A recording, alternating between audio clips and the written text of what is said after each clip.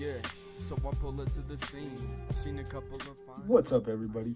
We are back with another Utah Jazz Mountain episode for today. Today, I wanted to talk to you guys about 10 trade predictions that I think the Jazz could definitely consider during this year's trade deadline that can help us this year and all the years coming up in the future. Anything to taste, street that shit quick. And don't taste the taste now. Don't know what to do. The party's almost through, and I can't get a ride, dude. So I lay. All right, everybody. The first trade I want to look at and talk about today is Bojan Bogdanovic and George Niang, however you say it. I'm not really sure. People say George. I say George sometimes. Whatever. It is what it is. George Niang and Bojan Bogdanovic for Kelly Oubre and Eric Paschall from the Golden State Warriors. I think this is a very good trade. It works out for both teams. The Golden State Warriors would end up getting two Splash Brothers to add to that roster.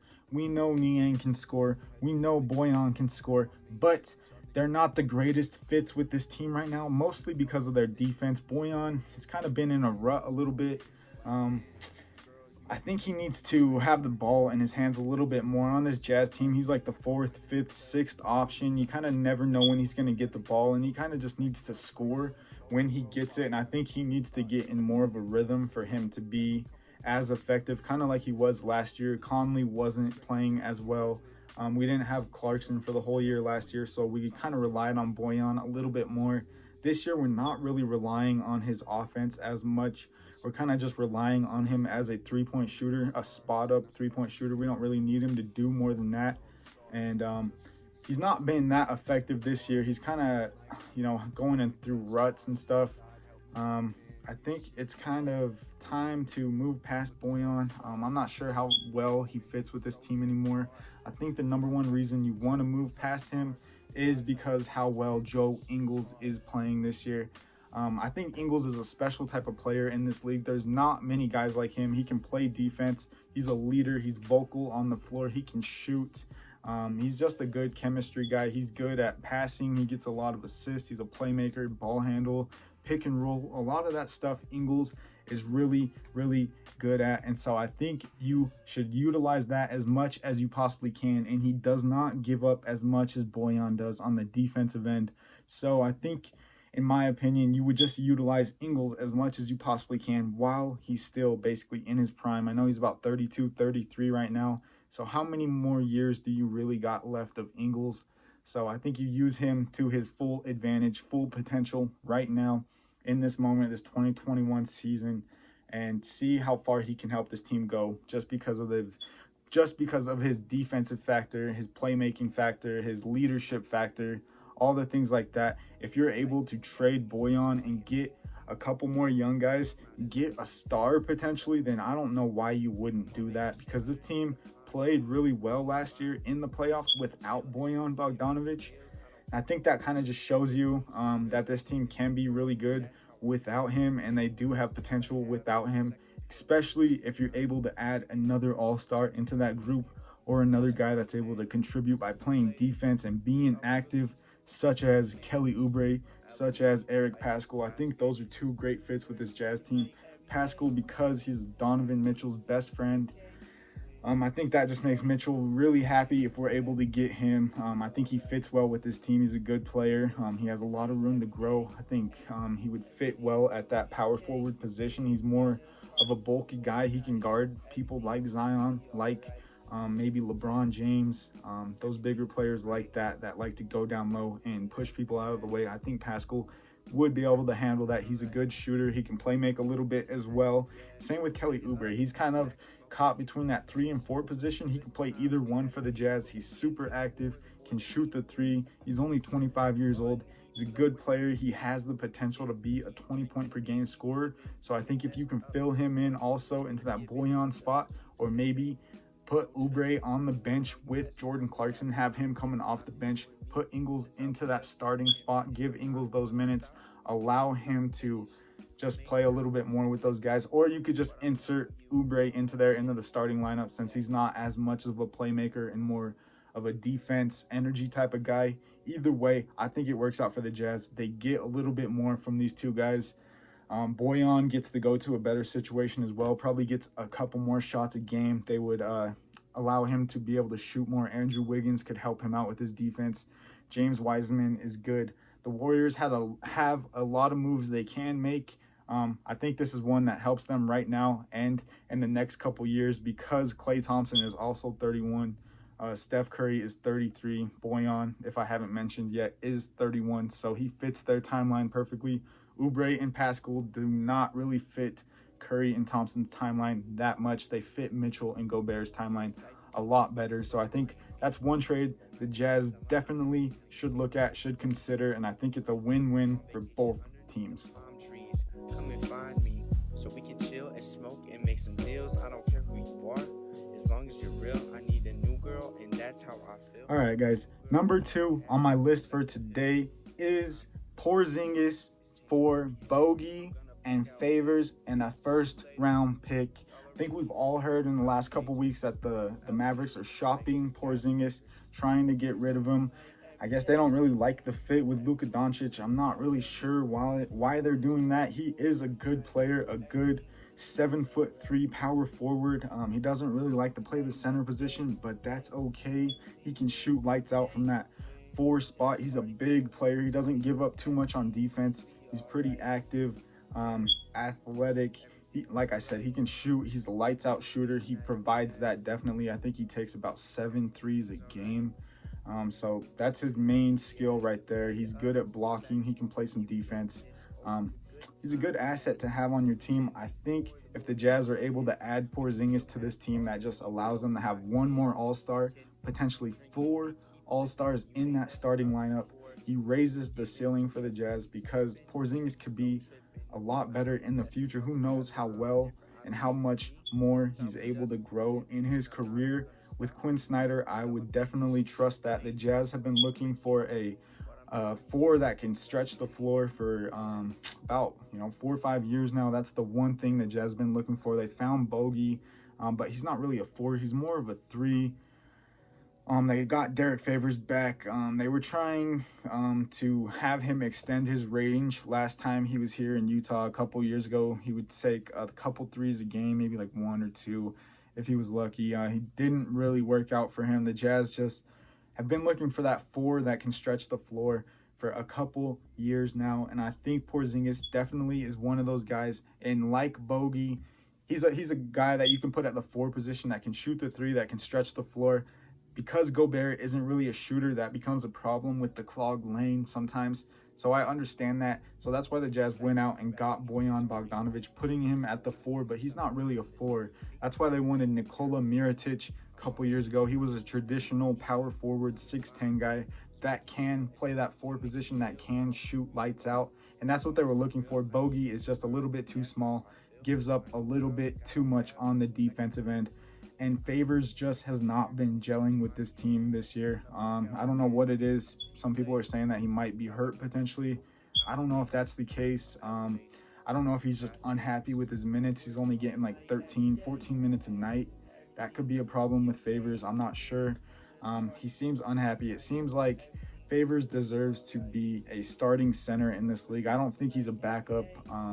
I think it's probably hurting his confidence a little bit. He hasn't always been the most confident player, and now he's only getting like 2 points a night, on average. I know he's probably averaging more like 5, 6, 7, 8 points a game. I'm not sure exactly how much it is this year, but it seems like he's usually getting like 2 points, 2 shots, 3 points, 4 points, 6 points, whatever it is. His high for this season is probably like 12 points, 14 points, probably nothing crazy. I think he just doesn't feel important with this team. I feel like he's not contributing enough. I feel like he wants to be valued a little bit more. So there's a bunch of trades today that I'm going to talk about involving Bogey and Favors, because I just feel like these are 2 iffy fits right now. I don't think the Jazz are going to get rid of Ingles. I don't think they're going to get rid of Clarkson. I don't think they're going to get rid of Conley or Mitchell or Gobert or Royce O'Neal. I don't think any of those guys are going anywhere. I think if they're going to make a trade, it's definitely going to be Bogey or Favors, maybe Niang if he's somebody that we can get another veteran piece back in return for. I'm not sure. But I think this is definitely one trade that helps the Jazz a lot this year. It also helps the Mavericks, gives them a center that they can play around, a good solid center. Like I said, I think Favors needs to be a starting center in this league, and the Mavericks would be a good place for him to go, just because they're always buying free agents. They're always bringing people in ready to spend money. So if they were able to get Favors and Bogdanovic and get Porzingis off of their books, then I think they would just be looking to add another all-star to that team. Who knows who that could be? Mark Cuban's always looking to spend some money, so that could be a lot of guys potentially, and I think the Mavericks have a really bright future. If they don't want Porzingis, I think they would be more than happy to add Bogdanovic and Favors as two pieces that they could potentially fit next to Luka Doncic and their other all-star, whether that be, I don't know, Kemba Walker or I don't know, free agent next year. There's a bunch of guys, Kawhi Leonard, I don't know, whoever wants to play with Luka, we'll see. But I think Bogey fits well next to him. That gives them a second scorer, a second guy to sit there and shoot around Luka Doncic. It's another foreigner, kind of get along with Luka a little and show him a little bit more of the ropes around the NBA, stuff like that. So I think this is a win-win trade for both teams. The Jazz get potentially a fourth all-star that raises our ceiling, provides extra defensive options, because if you got Gobert and Porzingis out there together, you know, that's a scary big guy lineup to go after. If there's any big players that you're playing against, like Anthony Davis or I don't know, Brook Lopez, that can stretch the floor, then Porzingis is somebody that you can throw out there and also stretch the floor. He just provides so many more options and does not give up the defensive factor that the Jazz value so much. So I think this is one trade the Jazz should definitely consider.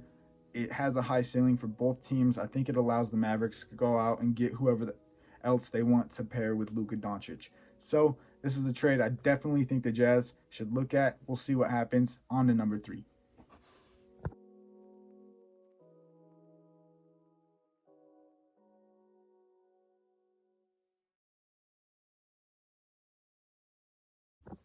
All right, guys, number 3 for today.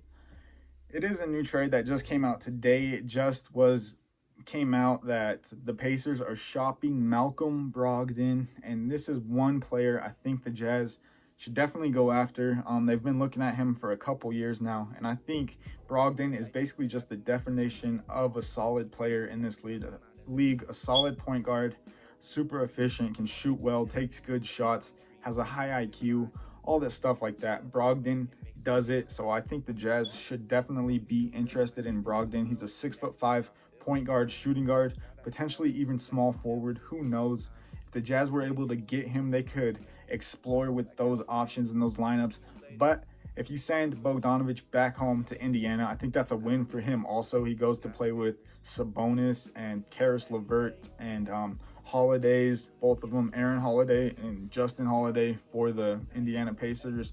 Miles Turner is also there. They could flip him for another point guard or something to pair with Bogey. They have a good team. I'm not really sure why they're shopping Brogdon and Sabonis today. It's an iffy question right there. Maybe they just don't think those guys have a high ceiling with that team. I don't know. It's not up to me to decide. I don't care. As long as the Jazz are able to get better, that's all I really care about. And I think they're able to get rid of Bogey for a little bit of a younger player that would fit with this team, that could gel with Mitchell, you know, at that guard position, because Conley is not going to be around for that many years either, maybe 3-4 years. If we're lucky, who knows how much longer he can play at a high level. I know Chris Paul's been doing it for a couple of years now, but that's not the average for most NBA players. They usually fall off around age 32, which Conley's 33 right now, so we'll see what happens with that. I wouldn't count on it too much. I think he would be a good 6th man, 7th man in the future, just coming off the bench potentially. I think you got to find somebody else to pair with Mitchell in that backcourt, because after this year, Conley is getting off the books, so you're going to have all that money to be able to spend. I know Mitchell's getting that extension. Gobert just got that extension, but you're going to have enough money for one more guy to add to this team, so you got to decide if Bogdanovic is that guy. I don't know if he is. And I think that's kind of why you got to look at trading him away from the Jazz, because he averaged 20 points a game last year, but that was his best year ever. And he was 31. And like I mentioned before in this video, he was like the second option in this offense because Conley was out. He was trying to get a hang of things. And Bogdanovic kind of got used to the Jazz system a little bit quicker than Conley and the other guys. And he played well for us. He helped us win some of those games last year. But once he was gone, we did not have that big of a problem scoring and getting to the hoop and things like that. Mostly because, like I said, Joe Ingles took over for him. Joe Ingles is a big weapon you can use on this team. And he's potentially a player that could be getting a double-double, triple-double in this league. Just because he's so good at playmaking. He can rebound, play defense. He can score. So many elements that Ingles brings. And I think Bogdanovic is kind of just limiting the amount of time that we get to play Ingles in this offense and with this team. And I think you want to see more of Ingles and less of Bogey, and maybe bring in another all-star if you potentially can to pair with Mitchell, Gobert, and Mike Conley. So we'll see what happens with that, guys. On to number 4. Tonight, yeah, light it up, chill back and smoke a few, reminisce over the good times. We had a few, but we can make more the more that we live. All right, guys. Number 4 is Bogdanovic for Goran Dragic and Duncan Robinson of the Miami Heat. Throw the picks in wherever you may. I don't know if that's a second-round pick or something to Miami. I don't know. First-round pick here or there, whatever one. I don't know how the logistics work out with that one. But I think if the Jazz are able to get Goran, then they get a solid backup point guard that's ready to score, ready to win now. They get a shooter in Duncan Robinson, a pure shooter, a young, like basically Kyle Korver back on this team, 27 years old, fits well with Mitchell, fits well with Gobert. He's a big player. You can play him at the 3 or the 4 potentially, depending how well Quinn's able to develop him in this system. Yeah, I think that's a win for both teams. I think the Miami Heat get a guy that's ready to score now, ready to win now, ready to be consistent for them now. I think Bogey would be really happy being the first, maybe even second, third scorer on that team. I don't know if it'd be first exactly, but he would probably be the best, most consistent shooter right now. I know they still have Tyler Hero, but he's kind of young as well. So I think Bogey would be a consistent scorer for them. He can get down into the rim, into the post, and back people in, stuff like that. He can hit the 3. I think he would be happy in that role because that team just went to the championship last year, and so he would be able to be one of the main scorers on that team. They got Bam Adebayo, Kelly Olynyk. They have a lot of shooters. He could fill in and fit in perfectly with that team, in my opinion. So that's a win-win for both teams. The Jazz get Goran Dragic and Duncan Robinson. They get a young player to pair with Mitchell and Gobert. They get a guy that can shoot threes consistently, provide basically what Bojan provides to the Jazz right now, because Bojan's not a first, second scorer on this team. He's like a 4th, 5th, 6th scorer, depending on who's in the game, you know, because we got Conley, we got Ingles, Mitchell. Gobert's been getting the ball a lot more lately. Jordan Clarkson can score now. And plus, the Jazz just got Ilyasova, so that's one more guy you can slot into this team. And I think he provides just as much as Bojan does. And he's about the same age. Yeah, he's 33 and Bojan's 31. But I think Ilyasova would be able to at least duplicate or replicate just half at least of what Bojan brings. And I think if you're able to bring in someone like Duncan, he can just shoot those threes away, and then Goran can provide that leadership, provide that steady ball handling and playmaking in the second unit as well. I think that's a win-win for the Jazz. Who knows? We'll see what happens with this one, but I would definitely look at that, definitely consider that. I don't know why the Heat wouldn't consider that. They get another scorer ready to win now pretty much. So I think that's a win-win. On to number 5.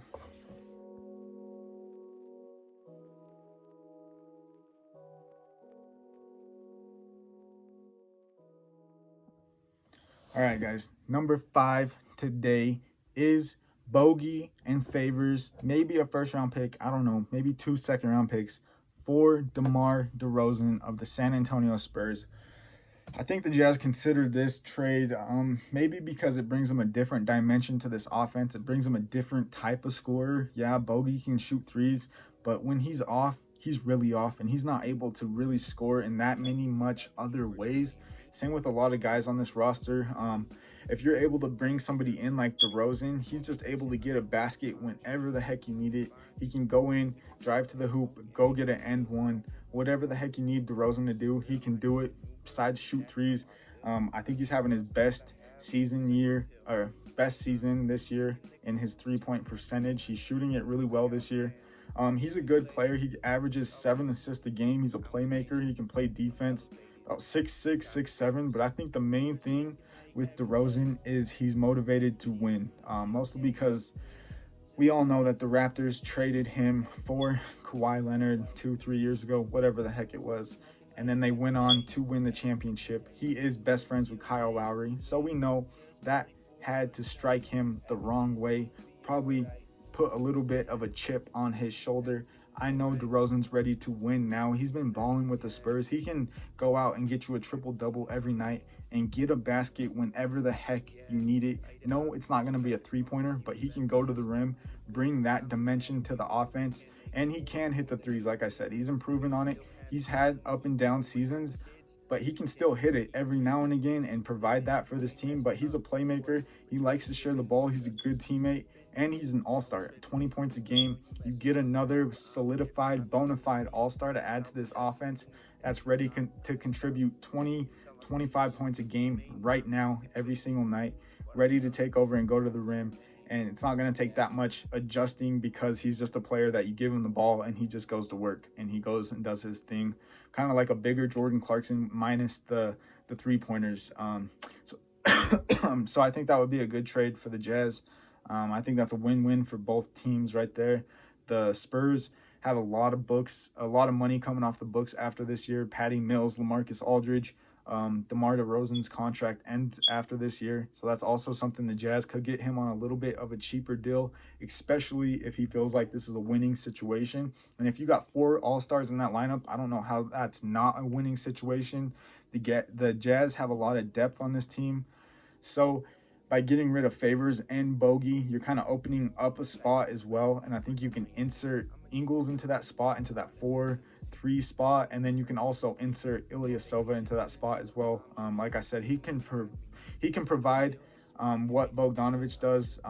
Basically a mix between Favors and Bogdanovic. He can play a little bit of defense. He can shoot the ball. He's a big player, 6'10".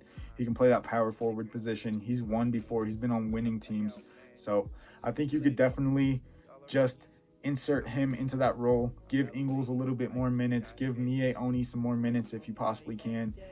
Play Udoka Azubuike if you possibly can. Get him up in there because I think he would be a little bit more effective defensively right now, at least for the Jazz, than Derrick Favors is.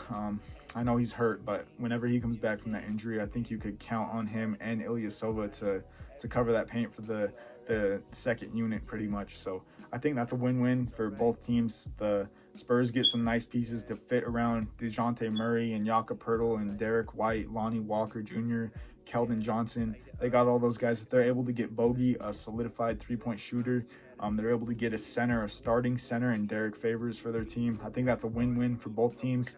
The Spurs are able to get something back for DeRozan. They don't just lose him for nothing at the end of this year. Because like I mentioned, he's a free agent at the end of this season. So that's a win-win to me. Let me know what you guys think in the comments below. And I'm not gonna stop until I'm finished. I may not be the quickest, but I'm telling you, I'm gonna win it. Yeah. All right, guys. Number 6 today is kind of like I mentioned before. The Jazz need a stretch 4 that can shoot some threes. So a recent name that's been in the trade market is Lauri Markkanen of the Chicago Bulls. I don't know what the Bulls are doing. I don't know. If they get rid of him, I'm not sure what they're doing. They have Zach LaVine. They're not really shopping him, it doesn't seem like. So maybe they might want to add Bogey with him as well. But the trade is Bogey for Thaddeus Young and Lauri Markkanen. Maybe throw 1 or 2 first-round picks in there with Bogey and send that to the Chicago Bulls. The Jazz get a young player. He's not really he is similar to Porzingis, but he's younger. He's not as injury prone, I think. He's a little bit smaller, so he doesn't have that that huge height factor. Basically, kind of worried about Porzingis getting hurt because he is kind of so big and he has some injury history in the past. But he is a similar type of player. He has a high ceiling. He's been on the Bulls his whole career, so who knows how good he really is, his potential. He hasn't really had a solid coach that's been able to teach him and run a system around him. It's kind of been in and out with the Chicago Bulls the last couple of years, so I think he could definitely benefit from a new situation. And when a young player like that is on a good team, a winning team, they look 10 times better. They look 10 times more effective. They look like they're ready to contribute 10 times more. That's just how it works. If there's a young player on the Warriors and he's contributing like that, they just look better. They look like a better player. If they're on a shitty team, then it's like, I don't know. He might be good. He might be bad. Let's see what he does on a good team. Let's see what he does on a championship team. Let's see what he does in a minimized role, maybe, where he has other players on his team that can do more for him, maybe, So this is a iffy trade. I don't know. It just depends what the Bulls are trying to do. I don't know. If you throw them 2 first-round picks, then I think that's a win. Like I said, the Jazz are just looking for a 4 that can stretch the floor. So if you're able to get a 7-foot guy that can do that and shoot, Markkanen shoots 7 threes a game as well. So he shoots it well. I think it's about 35% around that range. So he's a good shooter. He can hit that for the Jazz whenever they need him to. He can play the backup center if you really needed him to. I think that's a win for the Jazz. I don't know about the Bulls, but what direction can they go? Who knows? Markkanen, he probably wants to go to a winning situation. So unless you were just going to flip him for another player on another crappy team, then, he could go to the Hawks or the Kings or who knows. They could sit there and flop crappy players for crappy players all day on these crappy teams. So who knows? The Jazz should definitely make an offer, see what the Bulls say.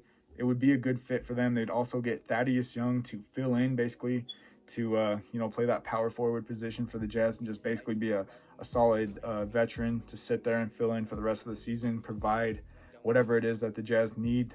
He'd be similar to a Paul Millsap role, like the Nuggets have, a JaMychal Green type of role like that, Montrezl Harrell for the Lakers, guys like that. So I think this would be a good fit for the Jazz. The Bulls, I don't know. If they get 2 first-round picks, they might say, yeah. They might like pairing Bogey with Zach LaVine. I don't know what they're really trying to do with this team. So, I don't know. This one's really a toss-up, but I think it'd be a good fit for the Jazz on the number 7. We're smoking like every day, and everything's gonna be okay. Man, just party for one night. Everything's gonna be alright. All right, number 7, guys, is Derrick Favors for Aaron Baines and 1 first-round pick. Like I said, Favors is just not really working out for this team this year. I don't think he likes his role. He needs to be in a starting position. He needs to be the main center for a team. He is a good player. He is a good center. He needs to get his confidence up. He has a lot more potential than just sitting behind Gobert and basically getting overlooked. As soon as Gobert goes to the bench, teams go out and attack Favors, and it probably makes him feel pretty crappy that he cannot, keep up with what Gobert does for this team. I think he needs to go have his own system built around him, and I think a perfect place for that would be the Toronto Raptors, because they're kind of rebuilding right now anyways, but they also have a good team. They got Fred VanVleet, Pascal Siakam, Norman Powell has been playing really well this year. Kyle Lowry is probably on the move pretty soon, so they'll be getting some more pieces from that trade. And it's a pretty good team. Don't forget that this team just made the championship 2-3 years ago, whatever the heck it was. Yeah, they lost Kawhi Leonard, but they still have some good players on this team. Seems like every guy they get, like Thomas Davis is good, and there's one more guy on their team. I can't remember exactly what his name is right now, but it seems like they go out and they get these G League players and they're ready to contribute immediately, like Pascal Siakam. He came out of nowhere, like Fred VanVleet. Seems like they just know how to develop guys.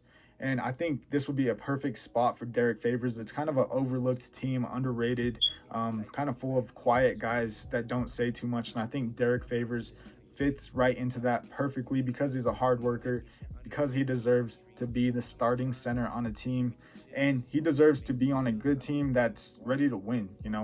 Wasn't the best situation for him in the Pelicans, but because they had Jackson Hayes and they had Zion, and it just wasn't the greatest fit. So that's why he came back to the Jazz. I think he just wanted to win. There weren't too many winning situations out there for him, but I think Toronto is definitely one of those situations that he could grow into, that he could definitely gel with that team, be a starting center on that team, help that team out, and the Jazz would get Aaron Baines in return, get a three-point shooter that's ready to win now. He's an Australian guy, so he'd fit well with Ingles and stuff like that, be another funny guy to add chemistry to this team. He can shoot, he can play defense, he brings that energy to the team. So I think that's a win-win for both teams. The Jazz get a first-round pick, and you kind of just accept the fact that it didn't work out with Favors, and kind of just let him restart in Toronto. That's a good team. That's a good situation for him. I think he'd be happy there. I think he would end up playing pretty well, and I think it would be a win-win for both teams at the end of the day. Drinking and keep living. You may messed up before, but you're forgiven. So just keep sipping, no tripping. I know you met some other guys, but I'm different. I've been doing me since I was just. All right, guys. Number 8 today is going to be Derrick Favors to the Detroit Pistons for Mason Plumlee and Wayne Ellington. Maybe throw a first-round pick in there with Favors, but I think this is a win-win for both teams. Kind of the Pistons, I know it's a shitty situation for Favors to go into. Not really that good of a players on that team, but you never know. They got Sadiq Bey, Killian Hayes, Josh Jackson's been playing well. Jeremy Grant has been playing really well for them also. So I think it's a good situation you could send Favors into, show what he's worth, and then you're able to get Mason Plumlee back as a backup center for this team. I think just like with a lot of guys on this list, he brings a lot of energy off that bench unit. He embraces that bench unit role. He's a good backup center, and he, like I said, he embraces that role. He's happy in that role. I don't think Favors is happy in that role. I think Favors knows that he's a starter. I know how much he's worth. Well, I think he knows how much he's worth and how much better he could be doing. I think he could be leading a team potentially as a starting center to a championship. You know, if he's on the Clippers or if he's on the Bucks, probably not the Bucks because they got Brook Lopez, but I don't know, the 76ers, somewhere like that where he could fit in really well. He's a good center. He has a lot of potential on the defensive end. He's just not looking like it this year. I think he's just lost his confidence, like I said. So if you're able to make this trade, I think that's a win-win for both teams. Jazz get Mason Plumlee. You know, he can play, he's like a little bit of a playmaker. He can make some assists. He can get some rebounds. He brings a lot of energy. He brings some intensity to the team. He's ready to play hard every time he goes out there. He's kind of like similar to Joe Ingles, just in that regard, that he's ready to play hard. He's ready to talk and, you know, make some people mad and get get them to get some technical fouls or whatever the heck it might be. And Wayne Ellington is just another sharpshooter you could add to this team. I know the Jazz don't really have too many minutes, but this is just one of those trades. It's kind of like a toss-up. The Jazz get a better backup center, and then you kind of just throw Wayne Ellington in there just because, you know, he could help the Jazz out. He could shoot for us right now. He would be good off that bench unit. No, he's not really a defender, but if you needed somebody to go out there and hit some more threes, then Wayne Ellington is definitely one of those guys that you could get, a veteran leader that, like I said, he can just go out there and hit threes all day. So that's a win-win, I think, for both teams. For Favors, I think you got to find him a new situation. Who knows what the Pistons are going to look like in the next couple years, but Favors could be one of those players that they grow around, or that is just able to show his potential and show what he can actually do, getting 35 minutes a night on a team like the Pistons, and eventually moving up to a better situation like the Clippers, like I said, or maybe, I don't know, the Hawks or something like that. On to the next one.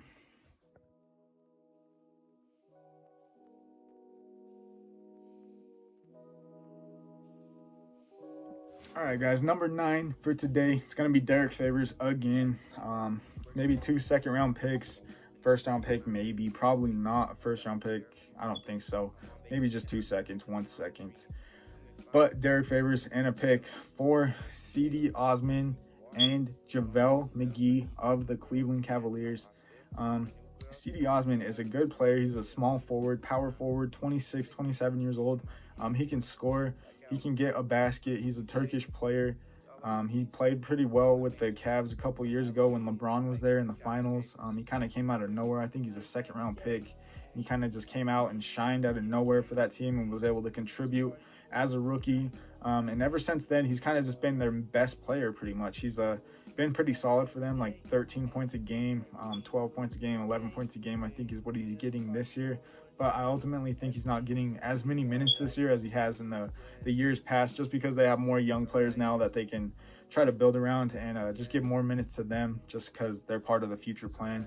So if the Jazz are able to get C.D. Osman, I think that's a win for the Jazz, just because you get more depth at that 3 and that 4 position, a young guy that has a bright future. He helps this team for the next couple of years. JaVale McGee is a solid backup center. He has championship experience. Same with C.D. Osman. That's one of the critiques that the Jazz are hearing the most this year, is that they do not have that championship experience. So if you're able to get 2 guys that have been to the finals before, then people can't be saying that no more. JaVale McGee adds that chemistry to the locker room. He can provide some good defense just like Gobert. No, he can't score, but he can, catch those lobs all day and get alley-oops and, get baskets that way. He provides that energy off the bench. So I think that's a win for the Jazz. No, it's not a win for Derrick Favors, but like I said, it's just not working out. The Cavs have a lot of centers. I don't know if they'd be willing to play Derrick Favors at the power forward position, maybe let him develop his three-point shot, because like I said, he has shot it in the past. I don't know how well he is at it overall, if he was just practicing it or what, but we've seen Gobert practice it and do it in shoot-arounds and stuff like that. So if Quinn was actually willing to let Favors shoot it in those games those couple years ago that he was on this team, then you got to think he's probably at least hitting them in practice. He's probably at least got that ability. I think it's just the confidence factor, like I said. So if he's able to get into a new situation, just redevelop his confidence, get those minutes that he needs to just show what he can do. I think he's just not getting the minutes now, just not able to contribute as much as he wants. He's just not that much of a scorer unless he's in the offense, getting a hold of things, getting those pick and rolls and stuff like that. It's hard to do that in those 10, 13, 15 minutes a game that he gets right now. So I think it's a win. You just got to move on from Favors. You get 2 new guys, 2 guys with championship experience. JaVale McGee doesn't play out for the long term, but he definitely probably has more of an effect on our defensive end this year when Gobert goes out of the game than Derrick Favors does. So I think you definitely look at that. JaVale McGee is solid. He is a weapon that's been on the Warriors the last couple years. He can hit the 3 as well sometimes if you need him to. He was on the Lakers last year. So I think he provides a good chemistry, energy factor. And I think C.D. Osman also just provides more depth, another big guy that can go out there and shoot and score and play make for this team, and also just gives us another piece to add to this team, and that can help us out in the future. So I think that's a win for the Jazz. Derrick Favors, I think he needs to find a position that works for him so he can just go on and be a starting center for a good team in this league, and I think this move allows him to do that. I've been doing me since I was just an infant, and I'm not gonna stop until I'm finished. I may not be the quickest, but I'm telling you, I'm gonna win it. All right, guys, last trade, the 10th trade. This one's a little far-fetched. I do not think this one ultimately will happen, but it has the potential. I think it could happen maybe if the Jazz offered enough first-round picks. I bet they could get a deal done. It's a win-win for the Jazz, or not a win-win for the Jazz. It's just a win for the Jazz. The Rockets, well, they get first-round picks, so I guess that's a win for them as well. But it would be Derrick Favors and we'll say Udoka Azubuike for Christian Wood, and you would throw 2 or 3 first-round picks in there to throw to the Rockets. Christian Wood is a player that the Rockets just signed in this offseason. He's a good player. He's just came out of nowhere pretty much at the end of last season for the Pistons. He was a free agent, signed with the Rockets for a cheap deal of, I think it's 13, 14 million. I think he was expecting to play with James Harden, with Russell Westbrook. So that's ultimately why he signed with that team. And I don't think he was expecting all this stuff to happen, to be losing 15 games in a row. So I think you could probably move on from that situation if you're Christian Wood. I know that the Rockets recently said that Christian Wood is one of their untouchable players. I don't know why. Just get rid of him. he wanted to go to a winning situation. You know, he's been overlooked his whole life pretty much. He's been cut multiple times. He's, you know, rode the bench for most of his career. He got a chance to show out last year, and he did that. So I think you put him in a winning situation. That's all he wanted to do, was go play with James Harden, Westbrook, go win, go, you know, show the world how good he actually is. And now he's stuck back in a worse situation probably than last year. So I think just move on to him, show him some respect. He came, you know, to your team, signed a big bargain, and I don't think you want to put him through a situation of just rebuilding for the next 4 or 5 years. That's not cool. So I say you trade him. If the Jazz are offering 2-3 first-round picks, then I think they should probably say yes. And you offer favors to him, like I said, as the Cavs and a lot of these other teams that aren't very good. It just allows Favors a chance to get 30 minutes a game, to show what he can do, to potentially show if he can hit that three, hit those free throws, score at a higher level than he's doing now, just be able to shoot a little bit more off the pick and roll.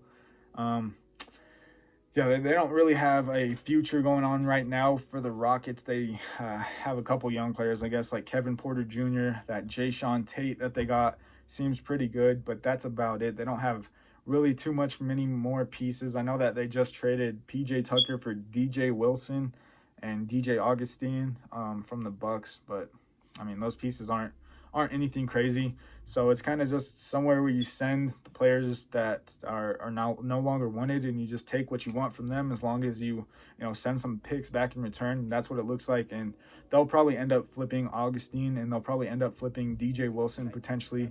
We'll see how he turns out. I know he's still pretty young for them, so they could see how that plays out. But I think this is a move that the Jazz definitely need to explore. Christian Wood is a ball handler, a playmaker. He's 6'10". He can shoot the three. He can score. He's getting 20 points a game this year.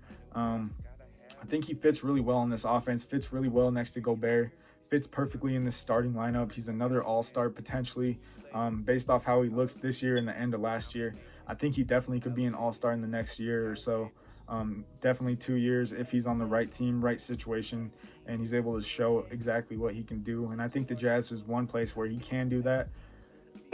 So I think the Jazz need to offer what they can to try to get him in a Jazz uniform, because I think he ultimately helps us, ultimately makes us better this year, next year, the year after that, and the years to come in the future, because he's still young, because he's still growing every single day, and he wants to get better, obviously, because he's gotten a lot better since he's entered the NBA already. So he probably wants a max contract after this contract's up. He signed a bargain of a deal. It's like 13-14 million, like I mentioned. So you got a couple more years left of him balling out before he's probably getting that max contract. He's a good player. Jazz need to go after him. Derrick Favors isn't working out too well. Christian Wood is somebody that you could put at that backup five if you needed to. Maybe, have a full five that can stretch the floor out there. That would be potentially a scary lineup for the Jazz. I think they need to do what they can to try and go get Christian Wood.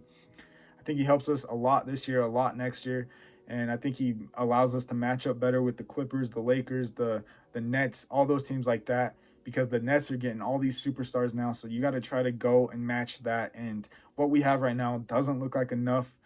You got to go get another superstar, another guy that can stretch the floor and play some defense as a big guy, as a stretch 4, 5, whatever it might be. And Christian Wood does that, can score, can play D, can help this team. So all these guys on here for this list today, I think the Jazz should definitely consider. I think these guys all help this team get better. I don't know if they make a trade. Probably not. I think they'll probably just trust in Bogdanovic and see what he can do. But I don't know. I think you get a player that helps us this year and for the years to come, even if that means giving up a couple first-round picks. That's fine with me. I say get an all-star now. Allow them to grow. Allow them to develop some chemistry, and allow them to be competing at this level for the next couple years and not just a one-year thing. So hope you guys liked the video for today. If you did, make sure you leave a thumbs up. Make sure you subscribe. I'm going to keep dropping these videos. So stay tuned, baby. Peace. We're smoking like every day, and everything's gonna be okay, man. Just party for one night. Everything's gonna be